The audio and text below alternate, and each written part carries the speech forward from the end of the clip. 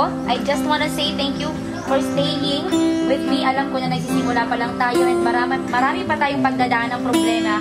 And together, malalagpasan natin yan. Kita pa gani, matagal ko na itong pinag-isipan kung paano kita mapapasaya kahit magkalayo tayo. Kaya ito ang naisip ko at sana magustuhan mo ang surprise harana ni Daddy. Even in a simple way, maging masaya ka dahil halos puro na lang ka-stress na nga ibibigay ko. Almost 2 years na tayong di nakikita at miss na kita. Pagkatatag ka lang po, lalo na ngayon at graduating ka na, alam ko na kayang-kaya mo yan. I miss you so much, Mami ko, and I love you. See you soon. Love, Daddy.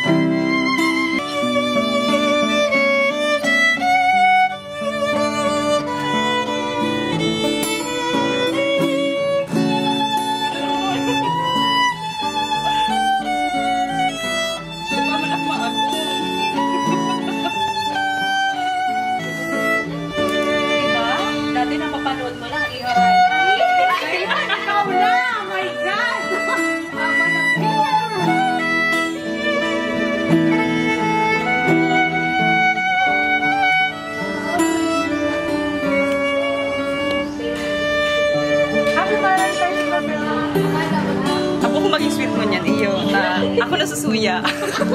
Pero, sige.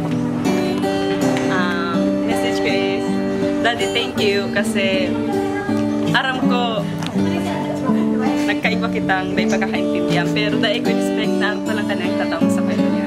So, thank you so much sa love, sa effort, and lalo na sa care. Dawa, harayo ka, pinaparamdaman man sa ko ang pagmamahal mo at pag-aalaga. So, thank you so much. Ingat lang.